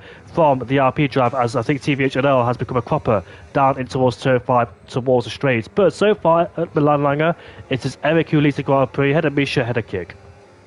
Indeed, a clean start for almost everyone. Tyson, unfortunately, his top 10 start. Well, he lost all of that in the first few corners down in P18, and TVHNL just had a moment as well in the first sector. But Eric and Michel lead the way, head of Kick down to P3. Happy Meal close to the back of the Williams. It's in a Williams sandwich. Lucas trying to close that gap down as well, with Mike following closely behind. Geitengaas in P7 and Toktevia almost trying to find a way past Geitengaas. But Toktevia, he's on the softs. I think he's the only one. Yes, he is, but he already got himself 6 seconds worth of tyre penalties. As the fight at the front continues on down the hangar straight. Here comes Fireblaze blasting past the Aston Martin, who severely lacks some straight line speed. Fireblaze now up into P8 and can try and set his sights towards the Red Bull of Geitengaas in P7. As his teammate Sasha in P13 has made up a few places from the start, kept his nose clean. As we go on to lap number 3 of this race, Misha with the fastest lap of the race, and he is chasing after his teammate in this race. He got a very good start. Got past Happy Meal on the previous lap, or on the opening lap, and got past Kick on the previous lap, and now looking to potentially find a way past. But a big moment there on the exit of turn 4, and that is going to lose him out and won't be able to make a move on his teammate, but he is going to be closing that gap down all the way down the Wellington Straight. As in the background, the two Haas drivers fighting now wheel to wheel, just like in real life. Hopefully they don't come proper in the next turn. Power Seam and Colin wheel to wheel. Power Seam still in P15. Not sure what happened to the Haas driver, who was starting in P12, I think. But they're still going at it, the two Haas drivers, as we go through Lovefield.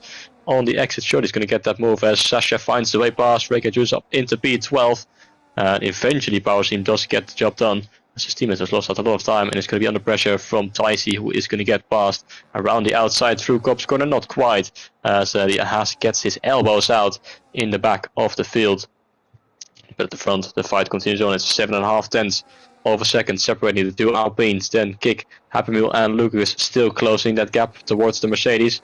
Then Mike, 7.5 tenths behind. So he's slowly falling out of that DRS range, having to use a bit of battery to stay close towards the top 6. Geitengaas following closely, Fireblaze, and then Toktevia already starting to struggle on his soft. Potentially the gap is 9 tenths of a second towards Fireblaze, and he is going to have Lennart for company. As we go on to the lap 4, it is still the two Alpines leading the way at the Williams of Kick, Happy Meal and Lucas in P5. So funnily enough, on lap 4, Octavia has dropped on the DRS range over those soft compound tyres. It really connotes that he's struggling there already in the Grand Prix. So falling backwards and in the clutches of Lennon and Sheepy Gamer 2, who are just right behind him on the mini compound tyres. So those two ideally want to get past as quick as they can. As you can see, the Mercedes are happy to be defending from Lucas as well. Lucas is trying to make it in Williams 3-4, Alpine 1-2, Williams 3 and 4 then. As look at that, Happy Meal takes a bit of a wider line, and the door is firmly shut in Lucas's face. He would ideally love to get past him so he could focus on kicking in front of him. But this is a tremendous race so far from Happy Meal. I know it's early stage of the Grand Prix, but running this high for the first time since in Division 1 this season, he's doing a superb job coping for the pressure of the guys at the front of the field, because we know Eric, Misha, Kick and Lucas and all of the guys at the top of the general are just super quick. They're all so compact and super close in pace. But Happy Meal able to stay in P4, not get bottled by the pressure, not bottled under pressure either, because it's so easy to be qualifying so high, to be amongst the front runners, and you really want to do well as well, so you just try and push a bit more. But Happy Meal are doing well so far in P4, keeping the gap and keeping himself inside the DRS range, keeping Lucas behind him and running at a solid pace as well. So let's see if Happy Meal can keep it up for the remainder of this Grand Prix. There's a long way to go, 21 laps to go. It's still Eric who leads the Grand Prix ahead of Misha in P1 and P2. Kick is behind in third place, just waiting for the opportunity. But I wonder, could a team orders be implemented for both Alpine drivers? They're not in the same chat because one's on PlayStation, the other one is on a different console. So I don't think those two will be working together. I think they'll be racing for attrition. I think they'll be racing for their own races instead of working together as well. So let's see if Misha forces a lunge up the inside. He's super close. He's actually going to... almost lost his wing there. That was a very risky move indeed. He could have wiped out both RP drivers, and that would have ended the race prematurely as well. So Misha, he knows he's got it in his hands. He's got the DRS at the back of his teammate. There's no need to risk it. You don't want to go lunge up the inside, but no way. No, he backs out of it for good. So I thought for 1 second he would go side by side towards Carlos, but he goes off the track, does Misha too, so pushing a bit too hard. He needs to be a bit more methodical, a bit more calculated in terms of his overtaking, because he's in the best seat of the house as well. The guys behind are stuck in a DRS train. They're not going to overtake. It's down to you to make use of the overtake as well, because you've got nobody. The guy ahead of Eric doesn't have DRS than anybody, so he doesn't really have to make these crazy lunges. He could just simply walk past him with the DRS. Mike, however, in P6 has lost a second towards Lucas as well, so indicated his struggles and fall in the clutches of Khatikas. Mike is a very quick driver on his day too. We've seen some good races from him in the past with podiums as well last season, and a few struggles this season too, back in Saudi Arabia when he got wiped out by Eric in towards turn 2, and those two had a bit of an argument after the Grand Prix, and he left the league, but he came back after a little bit of a break. Now we've got the Aston Martin and McLaren going side by side in towards turn 1 and turn 2. We go. We always want to see overtaking in towards this particular part of the track, and the McLaren gets ahead for the time being. Look at Misha, look at this, putting his teammate under all sorts of pressure, DRS open, and surely he makes a move on this lap. Will Eric defend? Goes to the left hand side, he will, as we see these two in the battle, headed down in towards Brooklands. It's Alpine 1 and 2, but it's about to be changed around. So, contact, and one of them's off the track there. They're not giving each other an inch at all, as Eric's still trying to hold it on the outside, keep his team behind him. We exit Luffield, we go, and Eric is still in first place. And look at Kick right behind Kick. Will he make a move? He does. He puts himself up into P2, and Kick has he's left the session. Misha's left. He's left the session. What an absolute shame, Milan. Yeah, that's really surprising, but unfortunately there for Misha must have had some connection issues. There was definitely no team orders between the two Alpines, but now one of them is falling down the order. He's left the session. Not sure if he's going to be able to join back, but he will be dropping down to P6 now. He goes as well, which allows Kick back up into second place out of Happy Meal, Lucas, Mike, and then Misha in P6, but he will be dropping further as Gaitakas is going to get past, and so is Fireblaze in the Ferrari, goes up to P6 and 7, and then Leonard in P9, but that has released Eric somewhat from the immense pressure he was under from his own teammate. As we go on to lap 7, the Alpine of Eric still leads. Now Kick in second place, Octavia into the pit lane, and he's got a 10-second time penalty for speeding. He already had 6 seconds worth of penalties, and now he's got 10 seconds more as he goes for his first pit stop. Just 6 laps on those softs before he switches on a brand new set of hards, which I'm not sure how long they will be able to take him towards the end, as his teammate into the pit lane as well. So a double stack for Aston Martin, who only did 6 laps on the mediums. So both Aston Martins into the pit lane early. It's actually a front wing change for Reikajo, but at the front end, Eric is now under different pressure as Misha has rejoined. He's still in P8, make that P9 as Leonard fights his way past, but he thinks he still will be inside the top 10. But he has lost a lot of ground, a lot of positions, and a lot of time as well, so he's going to be having to fight back through the field. But is Kick going to be able to put up any fight against Eric? He is closing the gap slowly towards the Alpine, but also Happy Meal is still close behind. Happy Meal doing a very good job in this race, and right now in a podium position. DRS is open onto the hangar straight. Lucas is close behind the Mercedes and looking to potentially find a way past. The Mercedes goes defensive to the inside, but Lucas is not going to be able to go for that move. As he follows the Mercedes in the background. Misha getting overtaken there by Sheepy Gamer, but I think he is back in control over his Alpine. But he's down in P10 and has the hope that there's a lot more fighting at the front, so he can close that gap back again and put himself back into the fight for a potential podium, as there's something has gone off with Leonard out of the final corner. He has lost all sorts of speed. I think there was grass on his tires, so he must have hit the gravel trap on the exit, and now he's dropped down to P11 and under pressure from Sasha. So unfortunate error there for the Red Bull driver, dropping outside the top 10 because of that. But the top 7 still as close as ever in this DRS train, and the gap towards Sheepy Gamer is 4.5 seconds, who is going to be under pressure from Misha, who has the DRS to slipstream. The ERS pulls to the inside, and it's an easy overtake. It should be for Misha, but the McLaren holds his way around the outside, which will turn it to the inside line for Lovefield. Bit of contact between the two as they bang sidepods. Misha now on the exit is going to deploy the battery and eventually does get that move done. And he's up to P8, but looks a bit frustrated with that as he lost even more time towards the top 7. The gap is now almost 5 seconds at the end of lap 8, but I'm going to cut off here because I do have to leave unfortunately right now, but I hope you all enjoy the rest of the race, but I will see you guys next week. So thank you all, and I'll be back later. Thank you, Milan. It's been an absolute pleasure to commentate with me. Good luck for your race. Good luck for your commentating, sorry. Thank you. You're welcome, mate. So Milan Langer is leaving, so that's down to me now to commentate. Kevin Zumberg is in the chat. Kevin, if you're still here, I was just mentioning that any drive, the top 18, or 18, all 80 people in this race, any of them have a chance to win, because if anybody wins this Grand Prix, we'll have a new winner this season, because you and Dylan Hogeland have won every single time. Dylan won in Australia, and you won the last 4 races, so anybody's going to win. And there's going to be a new winner this season, makes sense. As Eric was the one that won the sprint race last year, but he finished second in the feature last year too, because it was Robbie Jacobs versus Eric. They were both teammates, I think, in the Haas, if I'm not mistaken, last season, or Aston Martin, I think, and they were very close to each other all the time. They had a big battle. Hatton Cass finished in P3 last season too. It was a big battle between the top of the guys. Lucas, Kick, and Fireblaze left the session because of lag. I remember now last season. What a race that was when the top guys left the session. But we've got a big fight. We've got a top 7 fight here for the lead of the Grand Prix between Eric, Kick, and Happy Meal. Happy Meal's up into P3 again, so that's back where he started, and he's done such a superb job to control the pace, because it's so easy to get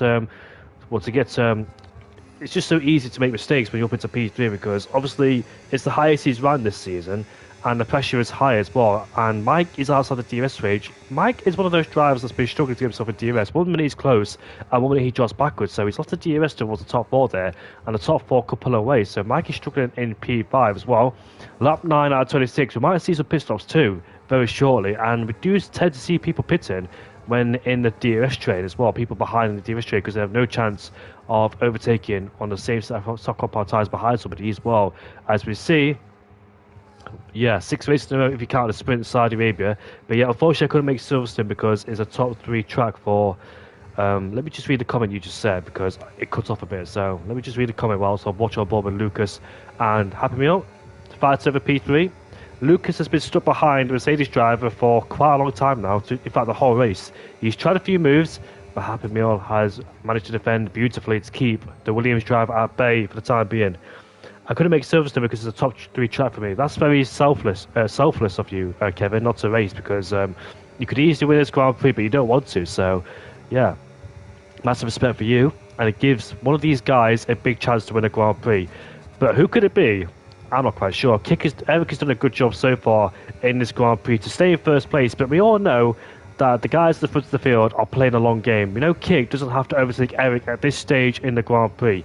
He can stay in second place and just time this methodically as well. As Hatton Cass has made a mistake, Mike gets a 3-second time penalty, and what's happened? Oh, puncher, left foot puncher there. Both of them.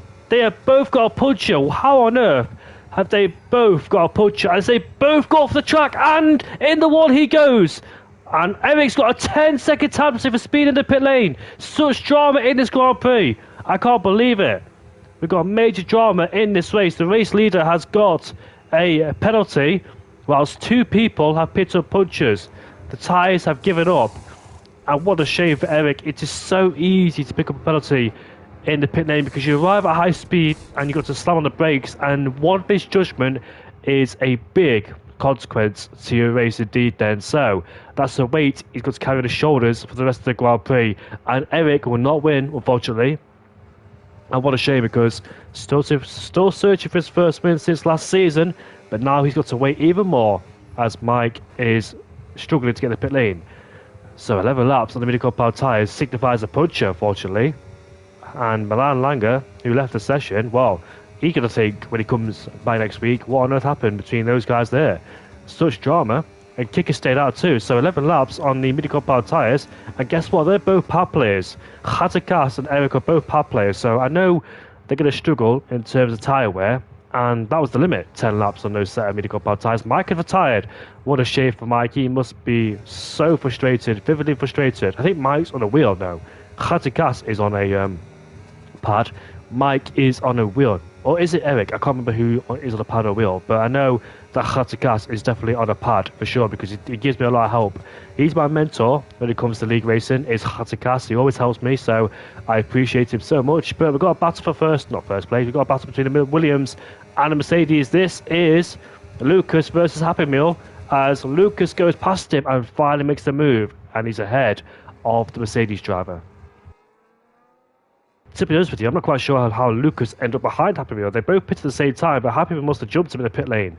So that's quite bizarre for Happy Meal to get past him there.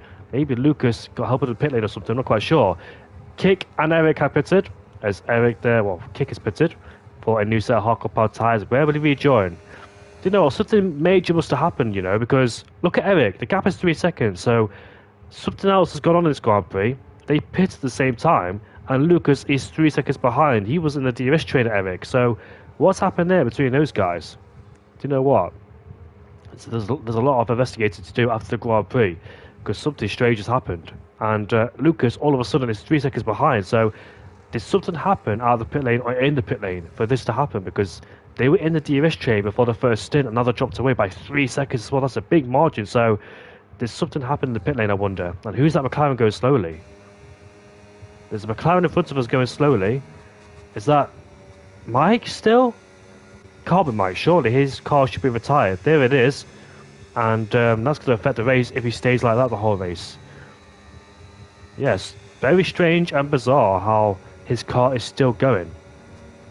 This game never fails to surprise me in terms of bugs and glitches, but somebody else has gone off the track. No? There's another yellow flag somewhere. Is that the Aston Martin who's made a mistake? And now the Haas goes through, up into P6 he goes. Let me get this graphic up. And what's happened? What's going on here? My telemetry's gone. I don't have no telemetry. There we go.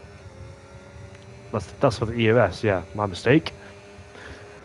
So, Kevin says Eric speeded and broke the DRS because Kick dropped out the DRS, he stayed out. That's why the gap. Yeah, but surely, how much did he speed though? He can't have sped that much in the pit lane to get that gap 3 seconds. But, well, the gap stayed 3 seconds though, so it's a consistent gap between Lucas and Eric.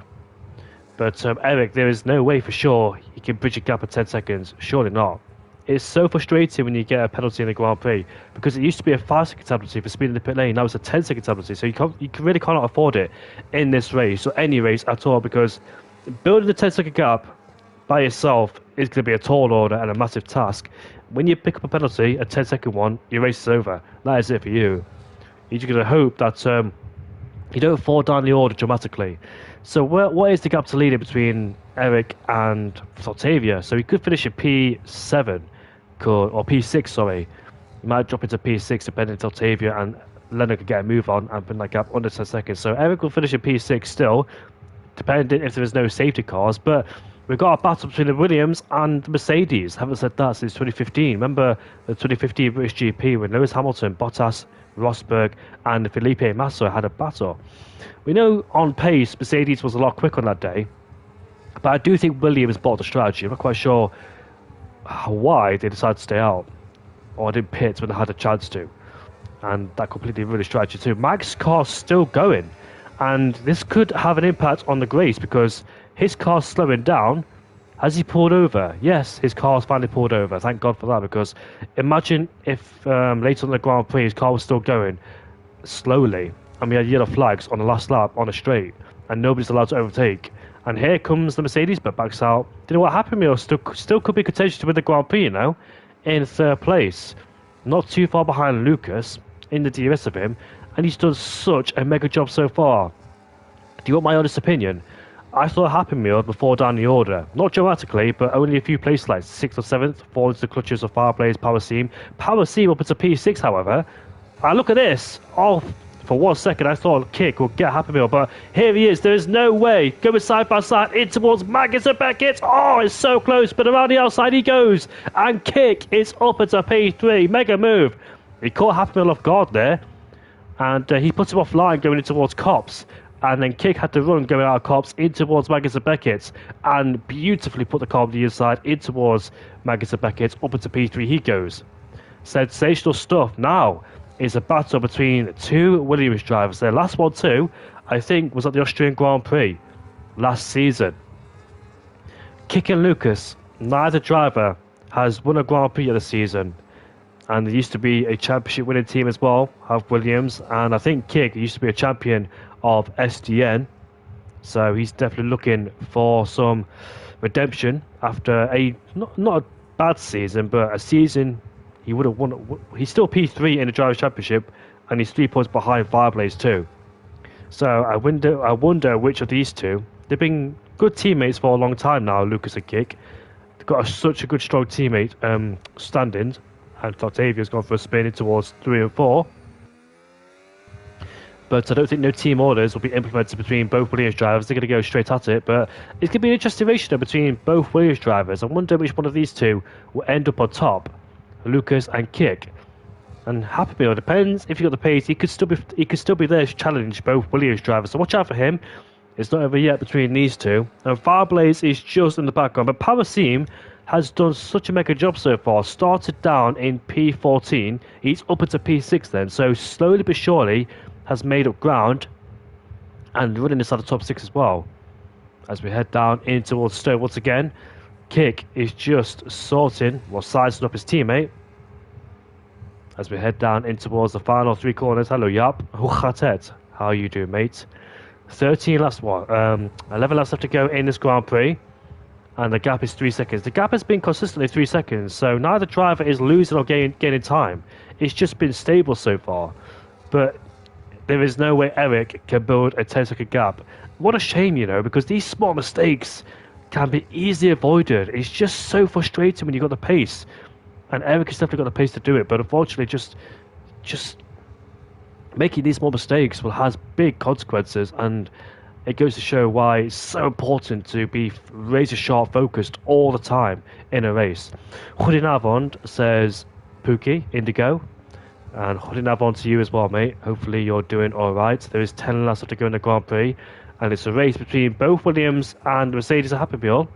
And Happy Meal could be on course for his first podium in Division 1 this season. So, yeah, let's hope he can continue going well.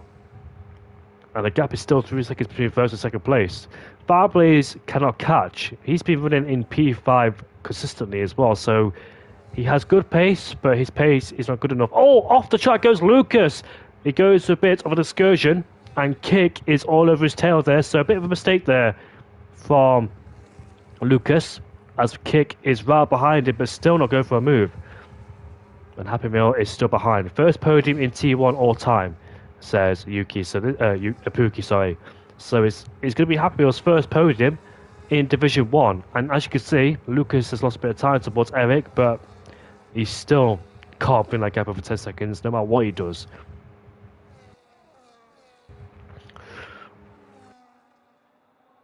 I wonder how you feel as a driver in first place, knowing that you got a 10-second penalty and knowing there is absolutely no way winning the Grand Prix even in your first place. You must be so frustrated because I've, as Octavia is in the pit lane, I picked up penalties in the pit lane and I've run in a high position, but sometimes I want to quit because you think to yourself, what is the point? Because you've got a test of compatibility, and you know that every driver around you is relatively close to pace and a DRS trade too. So you're thinking, what am I doing this for? You know what I mean? It's just so frustrating. And the only way you can get rid of it is pitting again under a safety car. But safety cars around here unlikely because there's so much runoff area. So you don't really see many safety cars nowadays in Silverstone. I haven't seen a safety car for a long time. But you do get those odd safety cars where people crash at the exit of Chapel or out the final corner for whatever reason, or crashing the wall together. We saw a safety car last season because two people went off the road, I think, last season. Or was that JSR? Because I get confused between JSR and SDN. Who do you think is the driver of the day? Oof, that's a good question, you know. I want to say Palasim because he started at the back of the field and now he's up into P6. That's an underrated drive so far from Palasim. Mummy Nick is inside the top 10, but he does have a penalty. But maybe Happy Meal? I'm not quite sure. If Happy Meal wins, look, he's out of the DRS range. He's out of the DRS range, Happy Meal. So the gap is 1.3 seconds, and now he's at the DRS range. Does he have the pace to stay ahead of Fireblaze? Because Fireblaze has gained a little bit of time. And who's spun in the final corner? That is Misha, who's gone for a spin. His day goes from bad to worse. Is it? Oh, he's retired on the track. So it's gone from a Red Bull, it's gone from an Alpine 1-2 to a disappointment because both Alpines were in first and second place, but now one of us retired and the other one has got a 10-second penalty. So big points, unfortunately, transferred into only a few points. Happy Meal needs to get DRS. I've heard of him in the PlayStation party. Now it's time to see what his pace is like with Fireblaze. So Fireblaze could still be the podium. Depends if he has the raw pace to catch Happy Meal. Ideally, Happy Meal should have stayed in DRS range to keep up with Kick and Lucas. So it's down to Kick and Lucas to win the Grand Prix. It's a battle between two Williams drivers. And like you said, it's time to see his pace without the DRS. Because you can have good pace in the DRS range because you're stuck behind somebody with the DRS wide open. So you're being dragged along, basically. But now you don't have the DRS. You're by yourself. And it's up to you to see whether you still have the pace or not. And now Fireblaze could see that Happy Meal does have DRS. Fireblaze can start to push harder and get towards Happy Meal. Happy Meal desperately needs to try to get back in DRS range, but it might be a bit difficult for him now because Kick and Lucas have pulled away just a bit. When you break out of somebody's DRS range, it is so difficult to get yourself back in there as well. And that's the reason why DRS is so pivotal in racing. Fireblaze is still closing in on Happy Meal. The gap is 1.4. He was 2 seconds away at one point, but bridging the gap down slowly but surely. And I wonder if Fireblaze will have a chance for a podium despite running lonely in the Grand Prix. Mike's retired because remember he did a puncher. Khatikas had a puncher, hence why he's down in P10. Khatikas is still inside the top 10, but he has just Hood right behind him. There he is in the Ferrari. You got not high qualifying, but running just outside the points there in P11. Ticey was the driver who went off the track, I think, on the first lap in turn 2. Like Joe Guan Yu did with that massive barrel roll crash in 2022. Nothing's going to happen just yet because Kick is being so methodical, very calculated indeed, and he's just biding his time. He's being very patient so far. Not patience. And we've got to Haas of Colin who's spun there. Has he got a puncher? No, he hasn't. So just went for a little bit of a spin, unfortunate for him. It's the calm before the storm, really, between Kick and Lucas, because Kick knows that he is in the best seat to win the Grand Prix. Just stay behind your teammate, save tyres, save battery, then use it all in the final lap of the Grand Prix. And in response, in retaliation, Lucas can also repent the attack from Kick as well. What he needs to do is save battery, be so sufficient with battery saving, and defend from him in the final lap of the Grand Prix. You know your teammate's not going to attack you in the last lap, only in the last lap. So you might as well save battery right now to save yourself from your own teammate. But it's going to be interesting though. I wonder how the order's going to be between Kick and Lucas. Fireblaze though, he can't really... Yeah, I agree, Kevin. I agree. You don't want to be second anywhere actually, unless you're Monaco. Oh, you don't want to be second here. Do you mean second in a DRS train? Is that what you mean? Like, for example, Kick? It depends, though, what you do, because I've been second behind somebody on the final lap, and I missed them. And the driver behind me sometimes has been second, and they can't get me either. So it depends what your exits are like, and the straight line speed and the setup, etc. You don't want to go through Brooklyn's because you can't get close enough. Mum and Nick is a sheepy gamer, and he's up into P8, but they're pushing so hard as well. They're both quite low in the ERS, must be said. Similar battery levels between both Williams drivers, Lucas and Kick. So both on a similar ERS, both pushing at a rate of knots to try and break out to this DRS range. Oh, poor Happy Meal. Ever since he broke out DRS range, Fireblaze is on the attack. Fireblaze could sense a podium, and there is the Mercedes driver right in front of him. Happy Meal deserves a podium, but I wonder that slight mistake from him broke himself out of DRS range, and now there's two drivers got a penalty for spinning the pit lane. But Fireblaze is almost within DRS range of Happy Meal, so you're gonna feel sorry for Happy Meal here, but it's self-inflicted. You can see him. That's doing that. You do go slower by doing that, in all honesty. But Fireblaze is in DRS range of Happy Meal, so Happy Meal's gonna be under massive pressure very soon. He'll be absolutely desperate for a podium for Happy Meal. In PSGL F1, someone went for an undercut and he didn't get past after even people had a 2-lap advantage. Yeah, Dirtier is it's sufferable around here. It's just insufferable, unfortunately. 5 laps left to go in the Grand Prix, and Eric is still leading, but he will not win this race due to a 10-second penalty as well. I wonder how he feels, you know. How does a driver feel when they're leading the Grand Prix, knowing they've got the pace, and somebody spun out of left field? That is the Ferrari, just Hood, who spun. He was fighting with Hatikas and has become a cropper down there in Luffield. He's lost his wing too. What's happened there? How did he lose his wing? Did he make contact with Hatikas? He goes off the track too for good measure. He was winning inside the top 10. You believe in Happy Meal for the podium? I don't think he's going to get it. Why is Power Seamers in the pit lane? What is going on? He's in the pit lane. Is he struggling with tyres, I wonder? Wait, has he... Medium hard, so... And that is a set of soft powered tyres attached to his car. He's going to lose 2 places. Maybe 1 place, because Hatikas is quite far back. Let's see where he is right now. There he is, Hatikas. Will he get past the Haas? I think he will. Quite bizarre. But I think he was on the verge of getting a puncher. So, yeah, quite bizarre indeed. How many laps can you do with a set of hardcore powered tyres? We saw people do 11 laps or 10 laps and they got a puncher. Tyre wear is so high around here in Silverstone, but you need to do a 1-stop. Doing a 2-stop strategy is too costly. You lose too much time in the pit lane because it's like a 26-second pit stop, maybe more. That's like 52 seconds lost in the pit lane by itself, so you don't want to do a second stop if you can help it. And just Hood is in the pit lane too, but he's got damage, of course, that's why he's in the pit lane.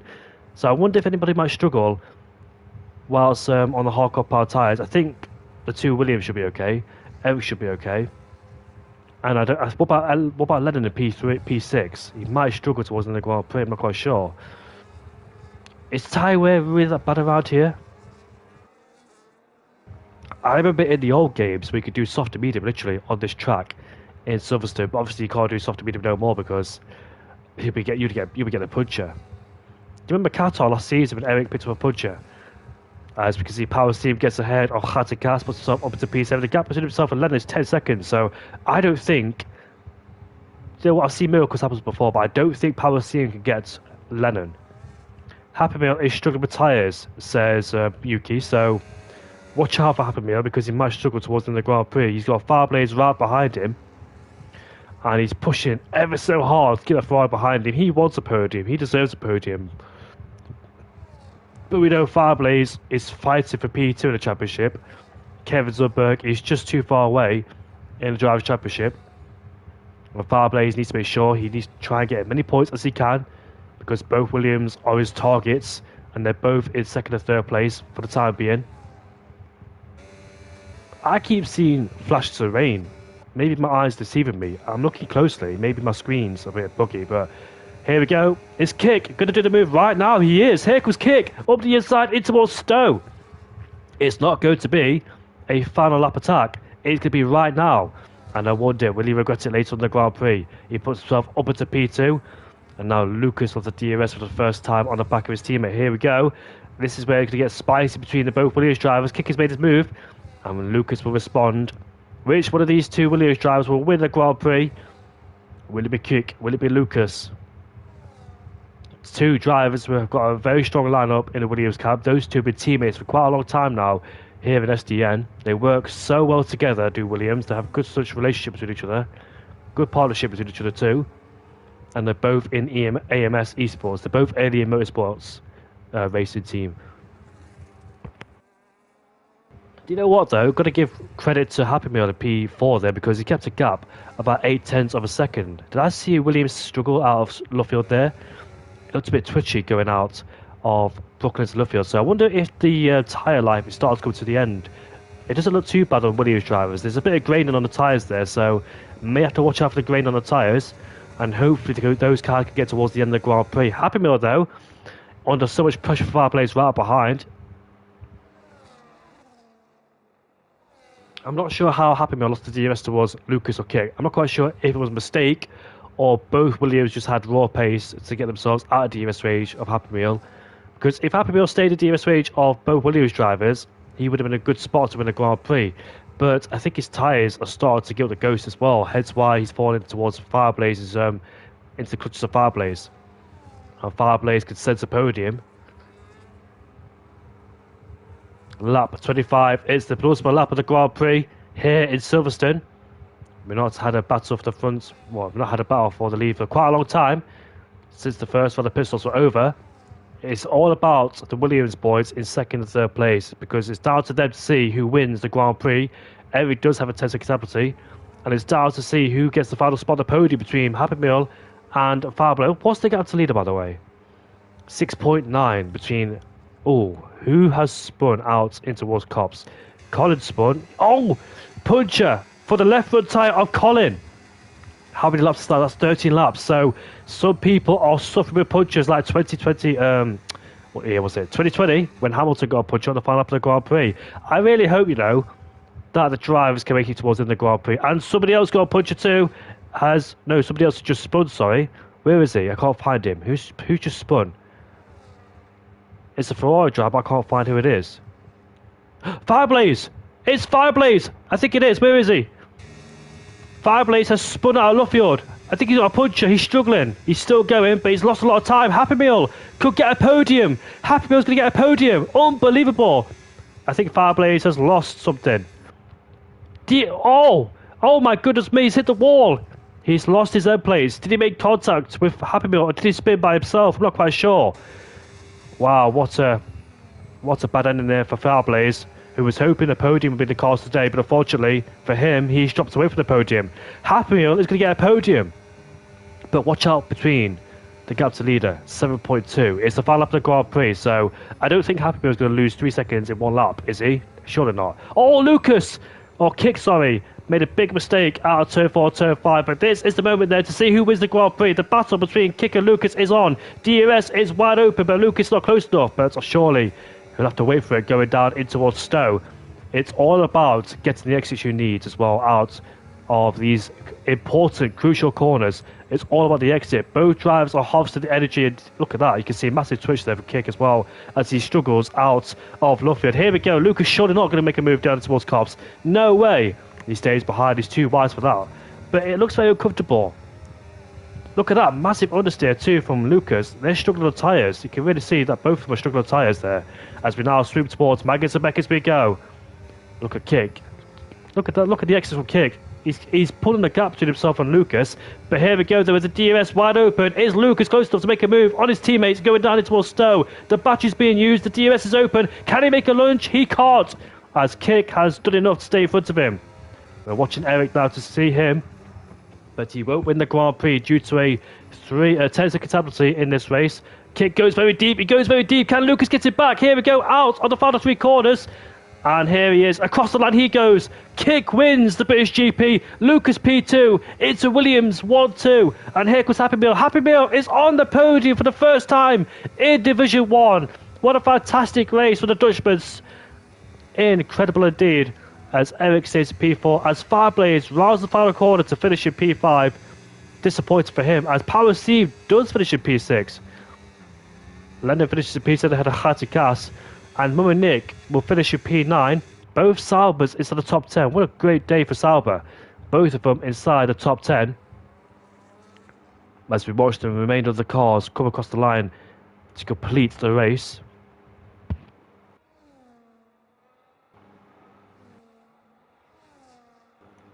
Wow, Happy Man on the podium for the first time this season. Mega race. It's a Williams 1-2. Kick has finally won this season. Finally. It's been a long time since Kick has won a Grand Prix. And I'm pretty sure his confidence will be boosted as well.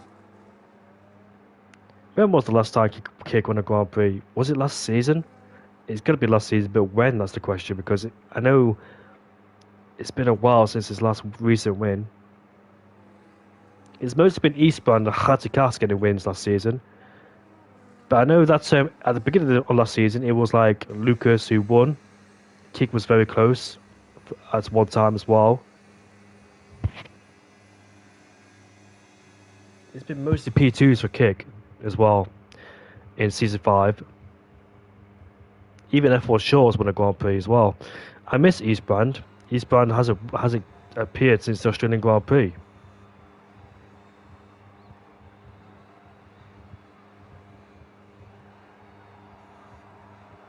Kick's last race win was Season 4 at the Japanese Grand Prix. Could you believe it? Something expected there from the former champion of SDN. Because Lucas won in the sprint race in Austria, Kick finished in P2, didn't he? But yeah, it's been a long time since Kick has won a Grand Prix. He's back towards the top end of the field. And what a drive from the Dutchman. Dutch 1, 2, 3, 4, 5, 6, 7, 8, 9, 10, top 18. All of them. Ironically, you've got a full Dutch grid with an English commentator. So yeah, it's quite funny how that works. But hopefully you enjoyed my English commentary. I had Milan Langer next to me, but unfortunately I had to go. So it's a shame, but still enjoyed the race. It's been a great race overall. And I'll see you all back at your home Grand Prix. It's Zandvoort next week. So I'll see you all at your home Grand Prix. Take care, goodbye for now, and enjoy the Baku Grand Prix this weekend. I love you all.